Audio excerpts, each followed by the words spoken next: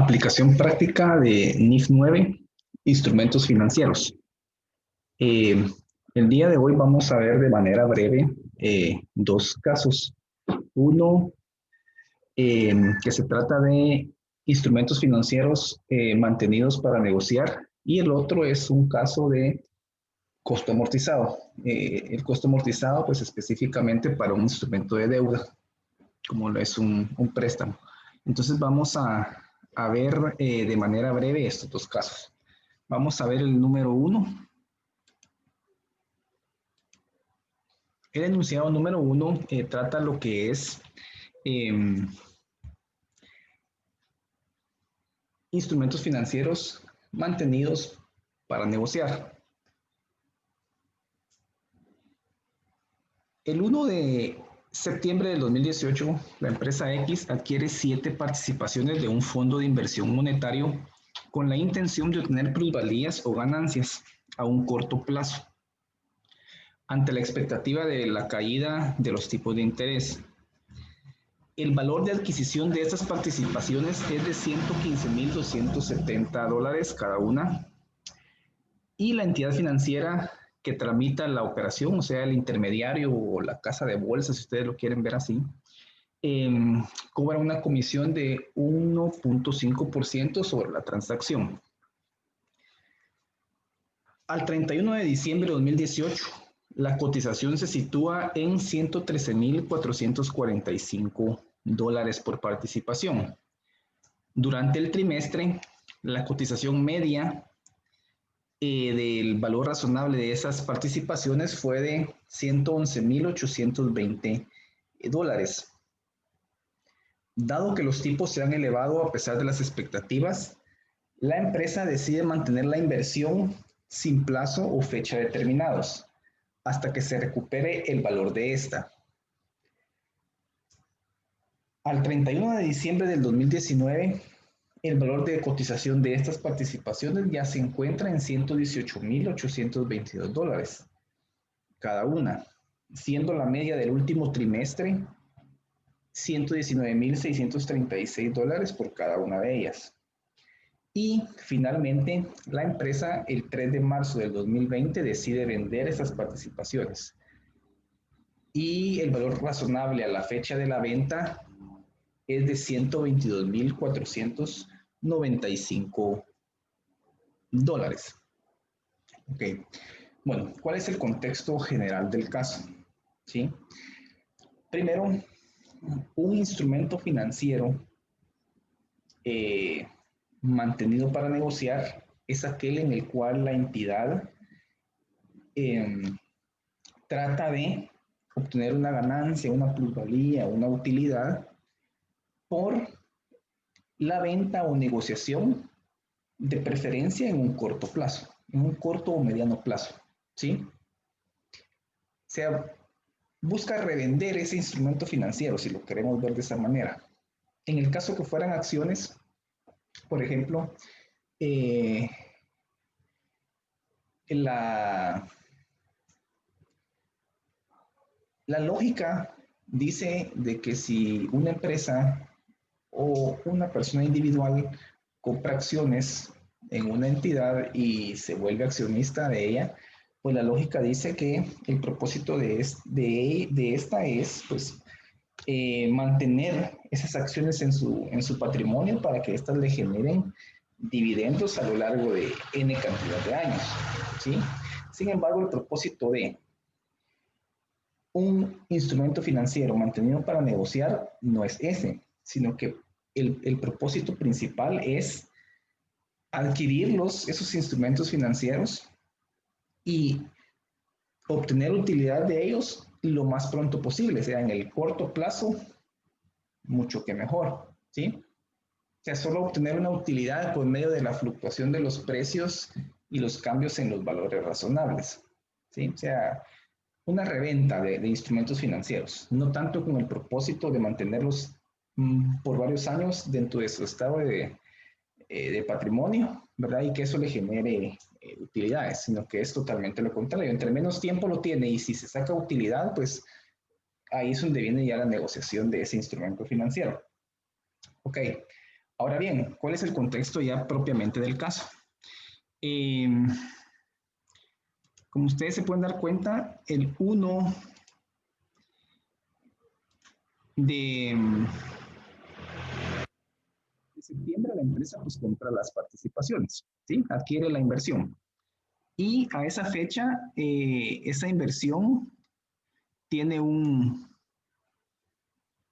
valor de 115.270 dólares cada una de estas participaciones, ¿sí? Eso es en septiembre de 2018. Cuando llega la fecha de la primera medición posterior, que ya es el 31 de diciembre de ese mismo año, resulta que esas participaciones, su valor razonable en el mercado cayó, ¿sí? Cayó a 113.445 dólares cada una. ¿Qué implica eso? Que desde el momento de la adquisición al momento de la primera medición posterior, la empresa iba a tener ya una pérdida en valoración. ¿Por qué? Porque las acciones se vinieron hacia abajo en precio. ¿Sí? Ese es el primer escenario.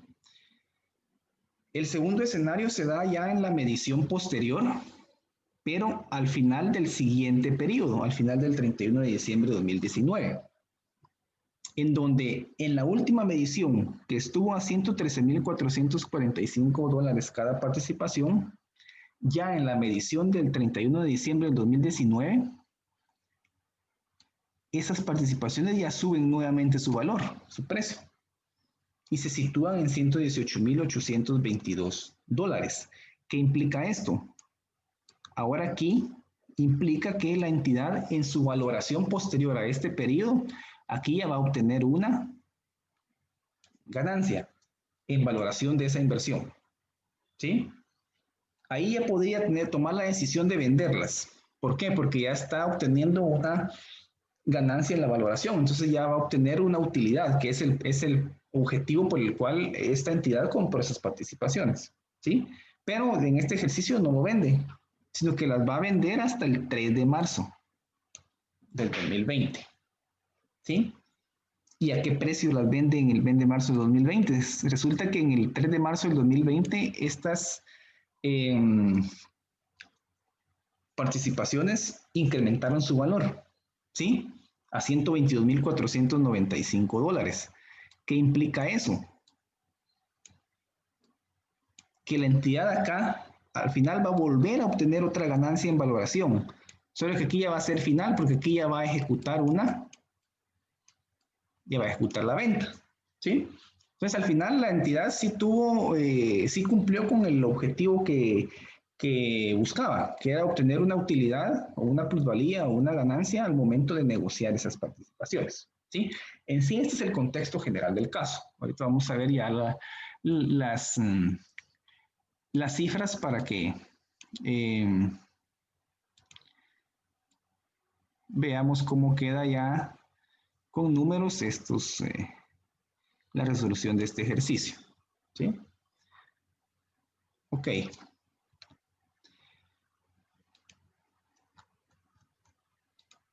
Listo. ¿Cuáles son los datos iniciales del ejercicio? Tenemos 7 participaciones que compró la empresa a un costo de 115.270 dólares al inicio, en su medición inicial, perdón, su reconocimiento inicial, más un gasto operativo que es del 1% que corresponde a la comisión que cobra el intermediario o la casa de bolsa. ¿Sí? Ok, entonces, ¿cómo nos queda la medición o el reconocimiento inicial de esta inversión? El 1 de septiembre de 2018. El precio que pagamos es las 7 participaciones por el costo de cada una de ellas. ¿Sí? El precio que paga la empresa. Adicional, está el 1.5% de comisión que cobra la casa de bolsa o el intermediario, que es el precio pagado por el monto de comisión que cobra el intermediario.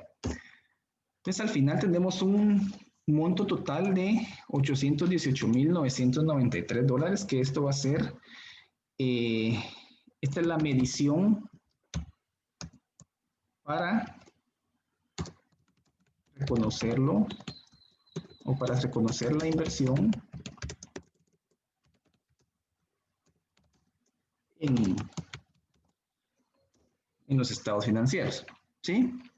Ok, bueno. La inversión realizada se considera como un activo financiero mantenido para negociar, es lo que les comentaba al inicio, ¿verdad? Porque busca la empresa conseguir utilidades a un corto plazo, el menor posible. En este caso lo consiguió hasta, ¿qué? Año y medio casi, ¿verdad? Después de que la adquirió. En fin, ese es un periodo realmente corto, ¿verdad? En el cual pues la entidad ya obtuvo utilidad. Ok, entonces el reconocimiento de la inversión al 1 de septiembre de 2018 quedaría de la siguiente forma. Cargamos la inversión por los $818,993 y abonamos una cuenta de efectivo y equivalentes o caja y bancos, como ustedes gusten. ¿Sí? Porque es de ahí donde salió pues la plata, el dinero para adquirir esta inversión. ¿Sí? Ok, eso fue en septiembre. Ahora, al 31 de diciembre del 2018, recordemos que las participaciones, perdón, bajan su valor, bajan a $113,445. ¿Qué provoca eso? Como les dije anteriormente, eso provoca ya una pérdida en la valoración posterior. ¿Sí? ¿Cómo la vamos a determinar? El valor razonable al cierre del 2018 dijimos que ahora es $113,445. ¿Sí? Entonces, para determinar la pérdida, simple y sencillamente utilizamos el costo de la inversión por el cual se reconoció inicialmente y calculamos cuál es el nuevo monto de medición a fecha de cierre del 2018. En este caso serían siempre las 7 participaciones por el nuevo valor razonable, que son $113,445. Entonces, eso conlleva a que la nueva valoración al cierre del periodo sea de $794,115. Esto significa que entonces la empresa está teniendo ahí una pérdida en valoración de la inversión de $24,878.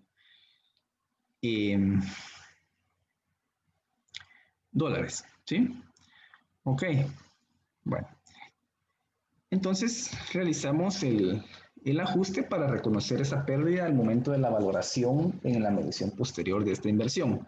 Cargamos la cuenta de resultado, que en este caso pues sería la cuenta de pérdida por valoración de instrumentos financieros, y abonamos la cuenta de la inversión, ¿verdad? Para quitar pues o deducir del monto que teníamos previamente reconocido la pérdida que se está dando al momento de la baja en el valor de estas participaciones al cierre del 2018.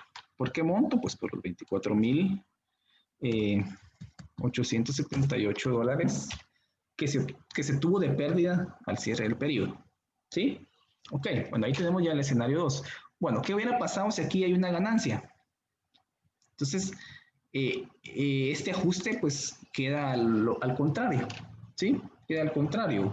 Se carga la cuenta de inversión y se abona la cuenta de resultados, solo que en este caso pues ya tendríamos que abonar la cuenta de ganancia, ¿sí? El ajuste es el mismo, solo se le da vuelta, digamos, a las cuentas y en la cuenta de resultado pues ya no usamos en esta cuenta de resultado pues ya no tendríamos que usar la cuenta de pérdida, sino que tendríamos que usar la cuenta de ganancia abonada para registrar la ganancia en valoración, pero como no se da este caso en este enunciado, pues se da una pérdida, pues el ajuste es como se está ejemplificando acá en este ejercicio, ¿sí? Bueno, ya tenemos 2 escenarios. Vamos por el tercero, que es la medición posterior. Aquí no las puede vender, solo para, antes de continuar, aquí no puede vender las participaciones de la entidad porque no está cumpliendo el objetivo que ella busca, ¿verdad? ¿Cómo las va a vender ahorita que obtuvo pérdida? No tiene lógica. Entonces, sigue quedándose con ellas hasta que determina que hay una ya puede obtener una utilidad, una plusvalía o una ganancia, pues ya las puede negociar. Pero de momento siguen siendo mantenidas para negociar, aunque ahorita tenga pérdida. De momento se queda con ellas. Ahora bien, vamos al tercer escenario, que sería ya al cierre del siguiente periodo, al cierre del 2019. Resulta que esas participaciones ahora ya subieron de precio, de valor razonable. Su valor razonable se fue a los $118,822, ¿sí? Entonces ahí hay una posible ganancia. O sea, no es una posible, ya hay una ganancia en la valoración al cierre de este periodo. ¿Y cómo la determinamos? Simple y sencillamente, si mi valoración al 31 de diciembre de 2018 me decía que el costo de estas participaciones era de 113,445 y ahorita, al cierre del 2019, su valor razonable es de $118,822, pues simple y sencillamente ahí ya tenemos una utilidad de $5,377 por cada participación. Y hay una ganancia en valoración, ¿sí? Por cada una. Entonces, si son 7, ya sabemos que pues, tendríamos que multiplicar las 7 participaciones por la ganancia en valoración que me está dejando cada una de ellas de manera individual al cierre del ejercicio del 2019. ¿Sí? Entonces tenemos ya una ganancia de $37,639 al momento de valorar posteriormente esta inversión al cierre del 2019. ¿Sí? Entonces, ¿cómo quedaría el ajuste? Quedaría como les estaba mencionando anteriormente, ¿verdad? Como aquí hay una ganancia, cargamos la cuenta de inversión y abonamos la cuenta resultado de ganancia, ¿sí? Para ejemplificar ya que quede registrada la ganancia que está obteniendo esta inversión al momento de su medición posterior al cierre del 2019. Tenemos ahí ya los $37,639. Acá ya la empresa ya podría decidir si las vende o no. ¿Por qué? Porque ya está cumpliendo uno de sus objetivos, que es el de obtener una utilidad o una plusvalía. Sin embargo, puede ser que no esté obteniendo la plusvalía o la ganancia o la utilidad que espera, ¿sí? Entonces se sigue quedando con esa inversión. Y resulta que al 3 de marzo del 2020, que el valor razonable de esas participaciones ya sube de 118,822 a 122,495, en ese momento sí ya decide la empresa vender esas participaciones. ¿Por qué? Porque es muy probablemente, tal vez ya con este valor de 122,495, ya esté obteniendo la utilidad esperada. ¿Sí? Entonces ya decide venderlas. ¿Y cómo queda registrada entonces la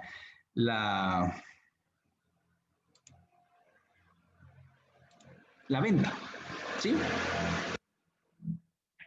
Sí, tenemos 7 participaciones y al momento de la venta, el valor razonable de estas es de $122,495.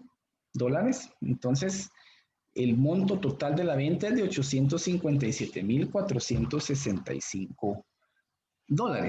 Aquí usé la cuenta de caja y bancos, pero para utilizar la misma que utilizamos anteriormente, vamos a cambiarle aquí de nombre, que es efectivo y equivalentes. De efectivo, ¿sí? Ok, ¿contra qué abono esta venta? La abono contra la inversión, que tengo que darle de baja a la inversión porque ya la estoy vendiendo, ¿sí? Y la inversión la tengo al momento ahorita registrada por $831,754, ¿sí? ¿Por qué? Porque es la última valoración que tenemos de esta inversión, ¿sí? Que sería entonces las 7 participaciones por el valor razonable de la última medición, ¿verdad? Y se recuerdan, la última medición fue el 31 de diciembre de 2019, que fue a $118,822. Entonces ahí tenemos una inversión valorada al momento de la venta de $831,754. ¿Qué provoca eso? Eso nos provoca, ¿o qué le provoca a la empresa? Una ganancia, ¿sí? Entre la venta y la última medición posterior de $25,711. Dólares. ¿Sí? Entonces ahí tenemos ya ejemplificado el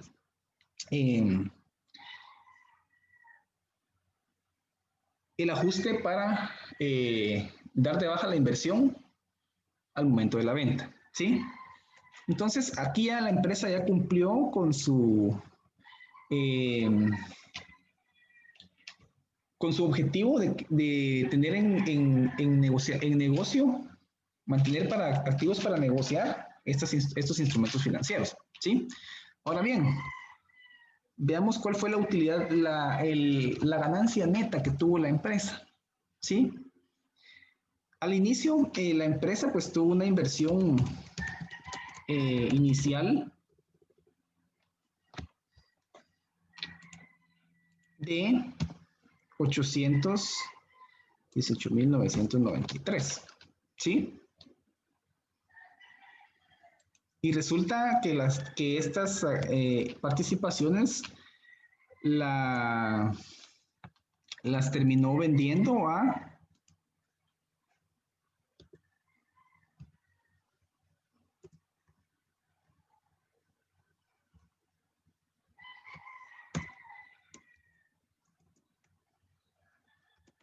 esta inversión la terminó vendiendo a $857,465 dólares. Entonces, eso le dio a la entidad una ganancia neta de $38,472, ¿sí?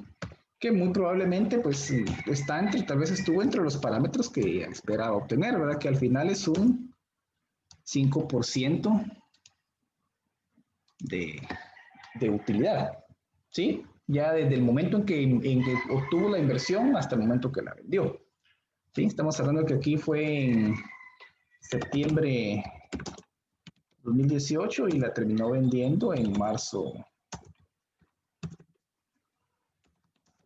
del 2020, ¿sí? El porcentaje pues se ve bien pequeño, pero muy probablemente tal vez era lo que la entidad esperaba obtener, ¿sí? Ahora bien, una prueba de control para ver si los datos pues están correctos es tomar todos los ajustes que hicimos en las mediciones posteriores, ¿sí? Y sería tomar entonces, ¿se recuerdan que al inicio, bueno, vamos a comenzar desde acá, de abajo hacia arriba?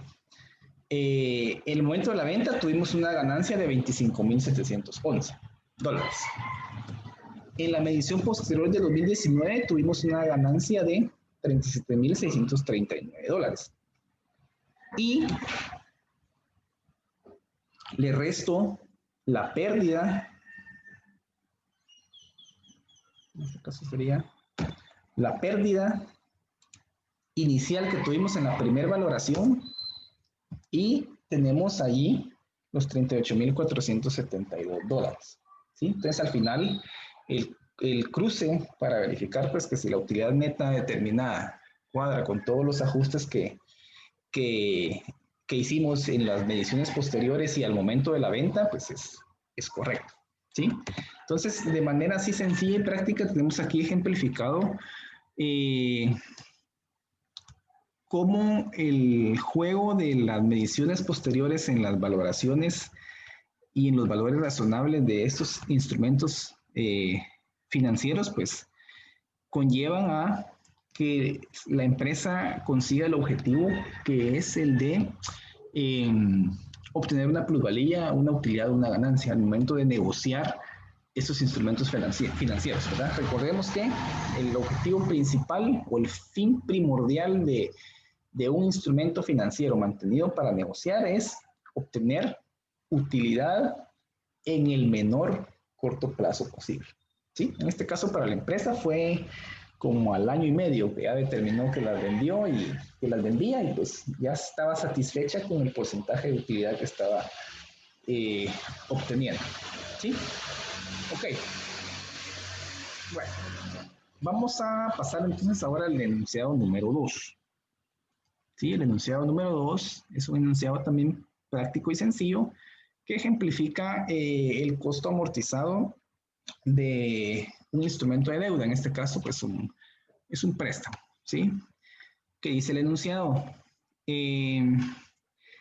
La empresa ABC adquiere un préstamo para facilitar la construcción de su nueva planta de producción. El monto del préstamo asciende a 1.000.000 de quetzales.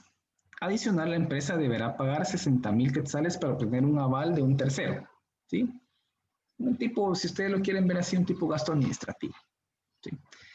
Y la tasa pactada al inicio es del 10%, mientras que el préstamo pues, deberá pagarse en 5 cuotas fijas anuales de 263.797 quetzales con 48 centavos. Entonces vamos a realizar pues el cuadro de amortización utilizando la tasa efectiva y posteriormente la medición posterior bajo el modelo del costo amortizado.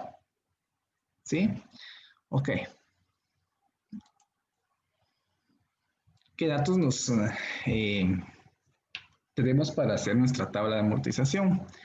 La cuota fija anual es de 263.797 quetzales con 48 centavos y con una tasa pactada del 10% de interés. ¿Sí? Entonces armamos nuestra tabla de amortización inicial, que es la tabla del banco. ¿Sí? Es la tabla del banco. Ahorita vamos a ver por qué es diferente a la otra tabla de amortización cuando ya lleguemos al costo amortizado, que es la medición posterior. ¿Sí? Ok, entonces la tabla del banco indica que pues tenemos un saldo inicial de 1.000.000 de quetzales, que es el monto que nos dio, es el monto que solicitó la empresa para construir su planta, con 5 cuotas fijas anuales de 263.797 quetzales con 48 centavos. ¿Sí? Ok, bueno, entonces, ¿cómo calculamos aquí los intereses? Los intereses están calculados bajo la tasa pactada, que es el 10%, ¿sí? Y se los calculamos al saldo inicial del principal o capital que tengamos al inicio pues, de cada año, inicio o final. En este caso, pues, supongamos que las tasas, los pagos son vencidos, ¿verdad? Ok, entonces al saldo inicial le calculamos la tasa de interés que se pactó al inicio del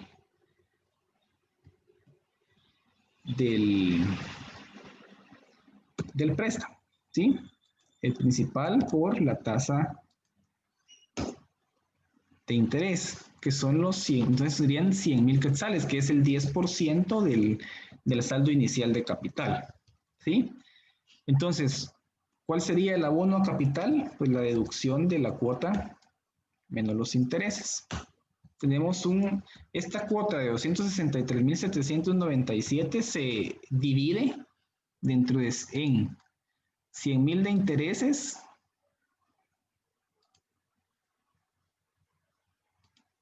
y 163.000 de abono de capital. ¿Sí?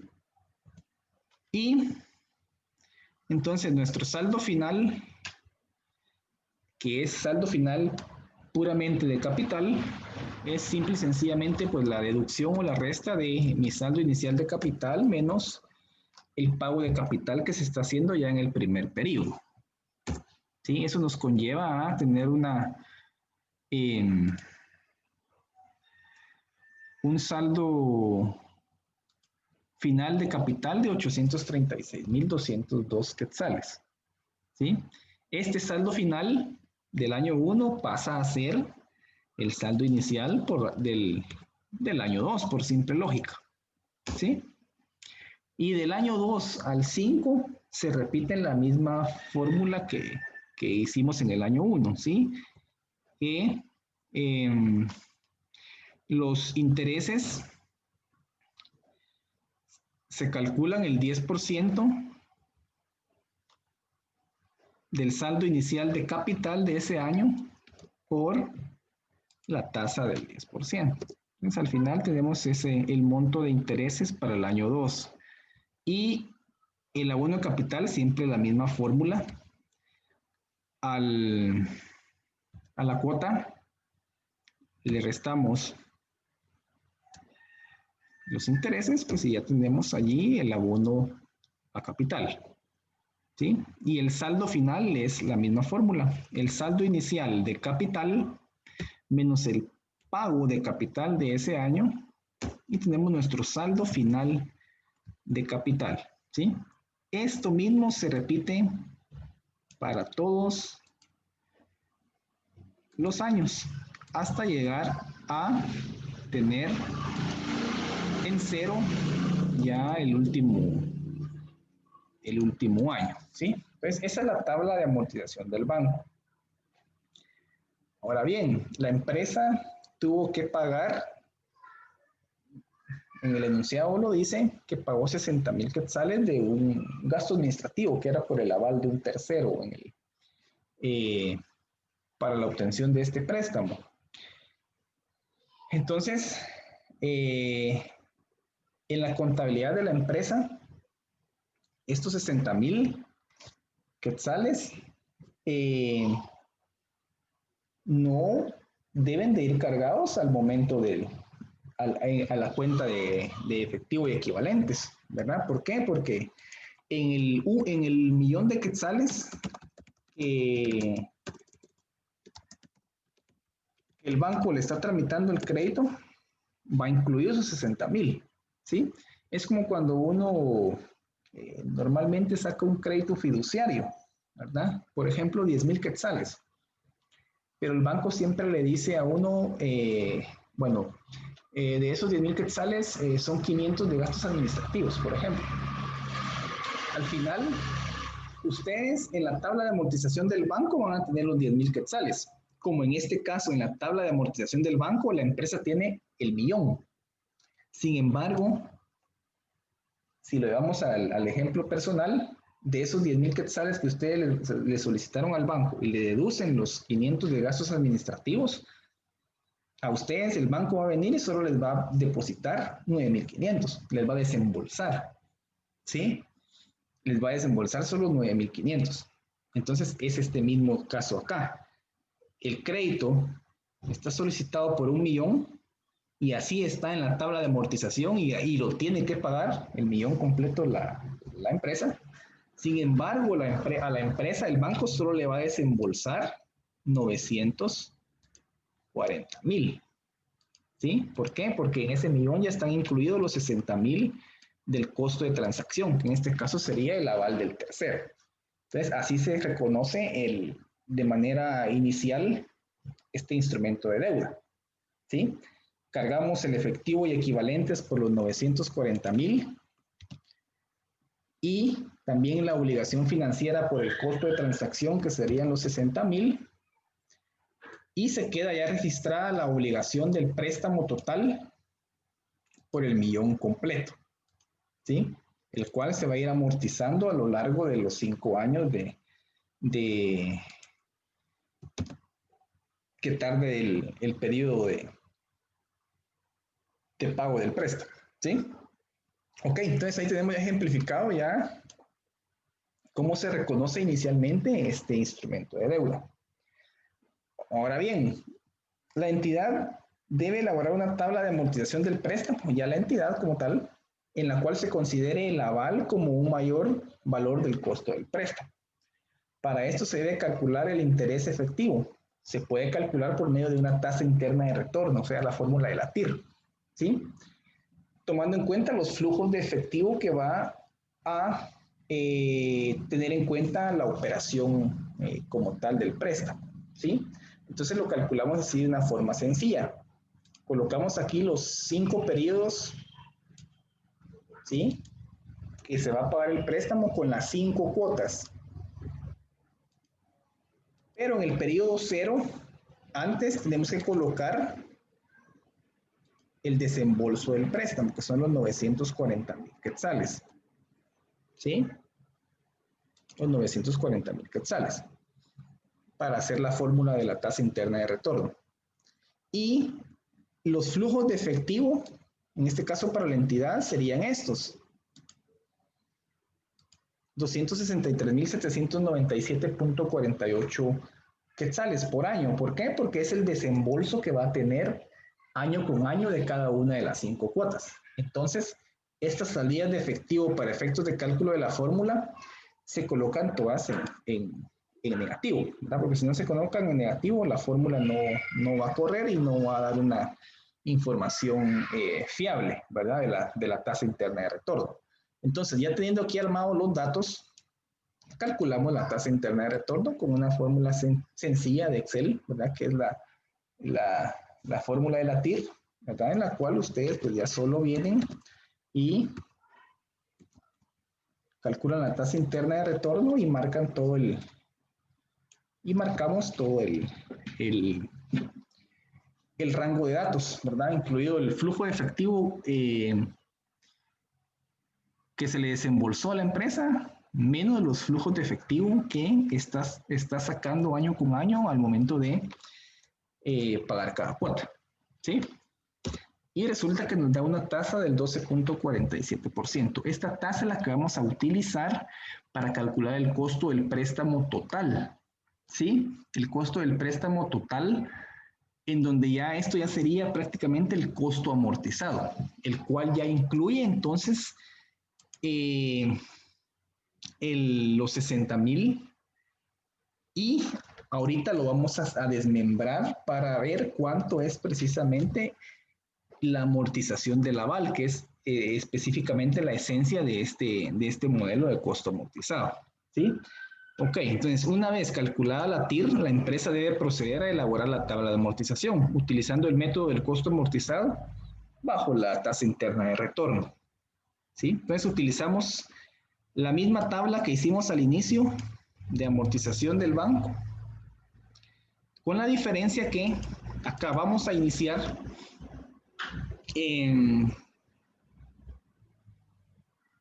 por los 940,000 quetzales, ¿sí? Los 940,000 quetzales de saldo, deducido los 60,000 del costo del aval o del gasto administrativo.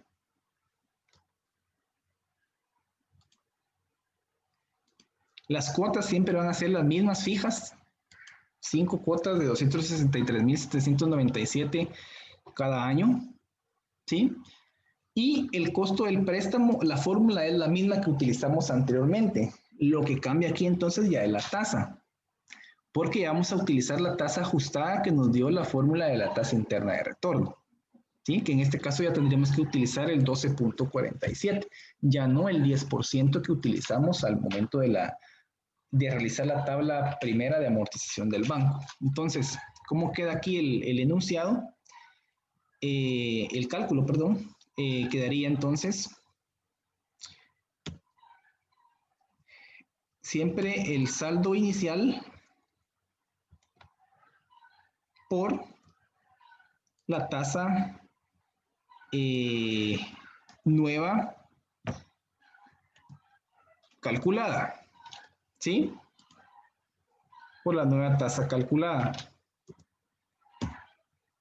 117,202.60 quetzales.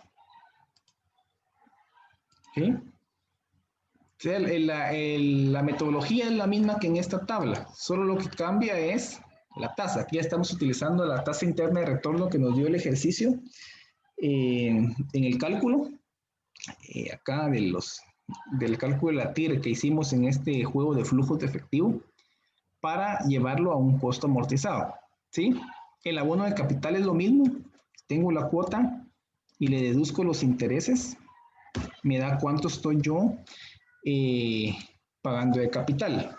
Y el saldo final de capital va a ser la misma fórmula que utilizamos anteriormente. Mi saldo inicial le deduzco el abono a capital que hicimos en el primer año. ¿Sí? Todo esto que está acá es lo mismo. Aquí ya se repite, solo que vamos cambiando de...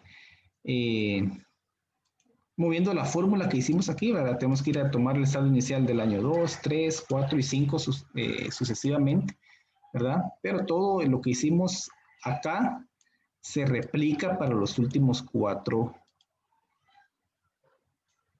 años, ¿sí?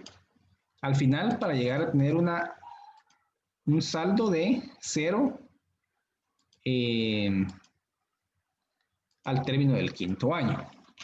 Ahora bien, aquí vamos a separar el puro interés de la amortización del aval, que es el objetivo principal de realizar este cálculo, ¿sí? ¿Y cómo lo separamos? Tenemos aquí de interés, vamos a utilizar los intereses que se calcularon al momento de realizar la amortización la tabla de amortización del banco. Entonces vamos a tomar estos de acá, de la tabla 1, ¿sí? Y vamos a correr la fórmula para los siguientes 4 años. Entonces tenemos ahí los intereses que se calcularon en la tabla 1. O sea, esta sería entonces la tabla, esta sería la tabla 1, que es la de amortización del banco, ¿sí? Y el aval, que sería el gasto administrativo de los 60,000, ¿cómo quedaría ejemplificado? Simple y sencillamente es una deducción de mi costo por préstamo con el aval, con la nueva tasa, perdón, del 12.47% de la tasa interna de retorno, menos el cálculo, perdón, menos el cálculo del interés bajo la tabla 1 de la amortización del banco. Entonces ahí tenemos un diferencial de 17,202.60 quetzales, ¿sí? De igual forma, para los otros años es la misma historia. El costo del préstamo con la nueva TIR menos el interés calculado en la tabla 1 de amortización. Tenemos 15,304. Y esta misma fórmula la corremos a los otros años, ¿sí?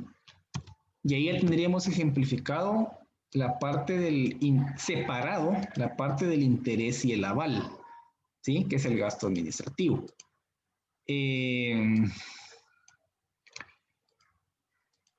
Prueba de control.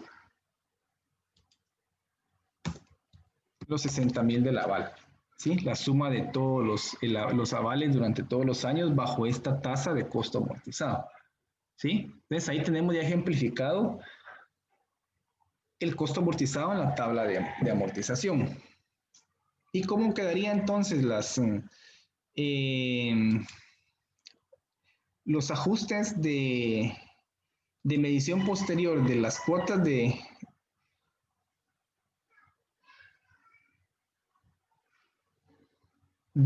cada año? Pues quedaría de la siguiente forma.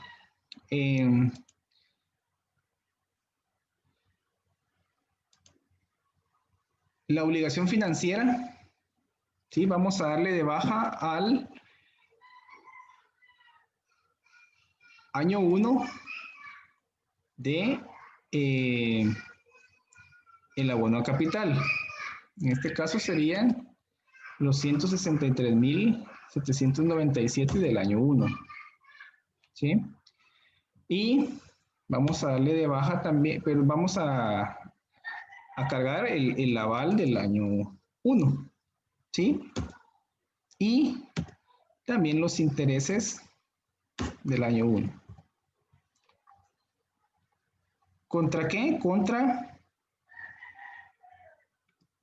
la cuota fija número 1 que se va a pagar en el año 1, ¿sí? 263.797.48. Y para regularizar el costo de transacción, de igual forma, damos de baja al año 1 en lo que es la cuota del aval o del gasto administrativo. Aquí en lo que es la cuenta del efectivo y equivalentes, se puede, pues, pueden tomar la cuota como tal número 1 acá, ya para jalándola de la tabla, o pues también debería de ser lo mismo que ustedes suben acá el cálculo del principal más los intereses en cada uno de los años, ¿verdad? Al final es lo mismo. De igual forma para el año 2, ¿sí? La cuota de capital del año 2 más el aval del año 2, el gasto administrativo del año 2 amortizado, los intereses de ese año, ¿sí? Y de igual forma aquí sería pues la cuota del año 2, que esa va a ser fija, siempre no va a cambiar. O como prueba de control, pues también sumar estas dos. Tiene que dar el mismo monto, ¿sí? Y para regularizar el costo de transacción, que es el aval, pues también lo damos de baja acá en este ajuste. Esto mismo, estos mismos ajustes se repiten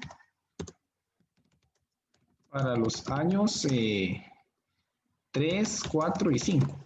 ¿Sí? Restantes. Son los mismos ajustes, solo lo que van a ir cambiando acá pues van a ser los montos. ¿De dónde los van a tomar? ¿O de dónde se los tomamos? Los vamos a tomar pues, de esta misma tabla de amortización y esta, ¿verdad? Pero en sí las cuentas, tanto para el año 3, 4 y 5, son las mismas que las que hicimos acá en el año 1 y 2. Solo lo que van a ir variando van a ser los montos, dependiendo pues el año que se esté realizando el ajuste.